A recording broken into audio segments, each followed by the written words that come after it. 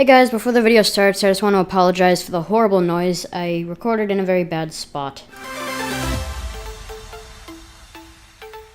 Hey guys, what's up? So today I'm going to be comparing the Axial SCX10 Trail Honcho, or Project JM, and the new Traxxas, well not that new anymore, but the Traxxas TRX Land Rover. First thing I'm going to go over is price points.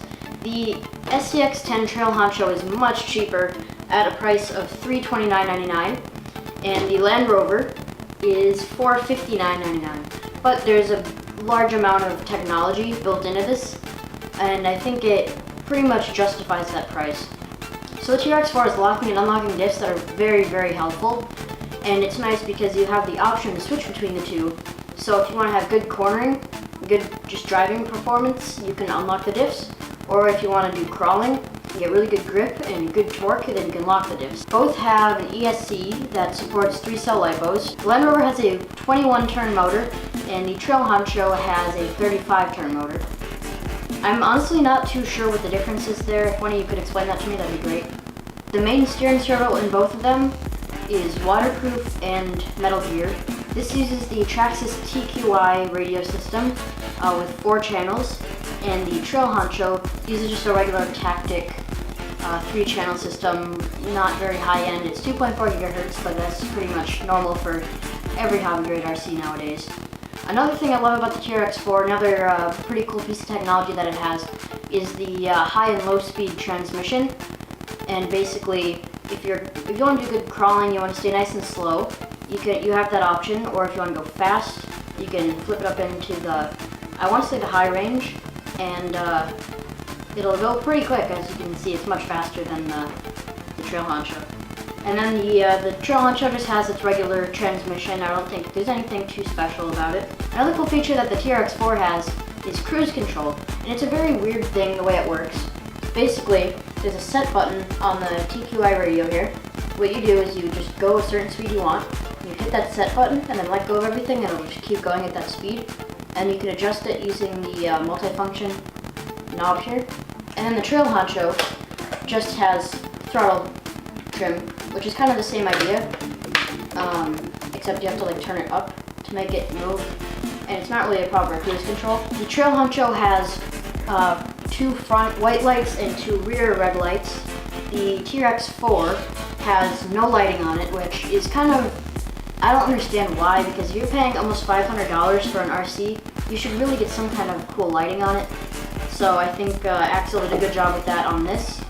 They understand that, but Traxxas is charging $100 for a light kit that comes with front lights, rear lights. They have blinkers, actually, like working blinkers, a light bar on top, and then rock lights that go underneath. There's 8 of them that go underneath the car and light up load, so they look really cool, but they're really, really expensive. They're both completely waterproof. They all have waterproof electronics. Now that doesn't mean you should go throw it in a lake. You still have to be very careful when putting these in water because they can rust. They don't have all stainless steel screws and whatever. The motors especially, I've gone through many motors on my Traxxas Telluride because I used to not really understand that. Just because it's waterproof doesn't mean that it's okay to just throw in water and not worry about it. So both of these RCs drive really well, and I really like using them. I think if I had to pick a favorite, it would definitely be the Land Rover here. But for the price, this Trail Honcho would be a very good option. Now obviously this isn't stock. I've done a lot of upgrades. There's new tires with beadlock rims. I have this light bar on top and a whole new body that I'm still working on. I need to get posts to hold up the front of the body, which I'm actually going to try 3D printing. So we'll see how that goes. Now one thing I did forget to mention is when I showed the speed differences, this had a 2-cell LiPo and this just had a regular 7.4 volt nickel metal hydride battery, so I bet if I did put the 2-cell LiPo into this, it would be pretty quick, but I don't know.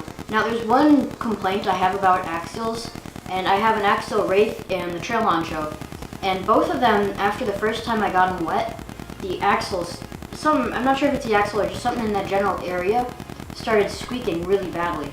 And we brought in the Trail Honcho to get looked at, and they fixed it, and then it came right back. So it's this squeak that I cannot figure out how to get rid of it, and it's really annoying. The Land Rover, on the other hand, hasn't had any problems like that yet, and I have run it in water twice. One downside to the Land Rover that can be easily fixed with a new body is the fact that this body is full of plastic, so it makes this really top heavy and back heavy because there's a big tire on the back, and it really likes to roll over. So that can get really annoying, but it is fixable by putting on a different body. But the downside of that is you lose the cool Land Rover look. One thing you could do is take off this whole roll cage. There's some screws that you can take off all around it, and all this will come off. It won't look quite as cool, but I mean, it'll still look like a Land Rover, obviously. They both have aluminum chassis, so they're light and strong, but they are still pretty hefty RCs. I would say the TRX4 is definitely much heavier than the Trail Honcho. The body itself weighs over 2 pounds, which is kind of insane. They do both have spots for spare tires. There's one on the back of the Land Rover right here, and then on the Trail Honcho, there's one on the back right here. And they both do come with normal tires that you could just throw on the RC if you do actually have a tire brake, but I don't really see how you could break a crawler or a trail truck tire that easily. So I think it's more of an aesthetic thing, but they look really cool, and I think it's nice to have that spare tire if you would for some reason need it. Well guys, I hope you enjoyed this quick overview and comparison of the Axial SCX10 Trail Honcho and the Traxxas TRX4 Land Rover. See you in the next one.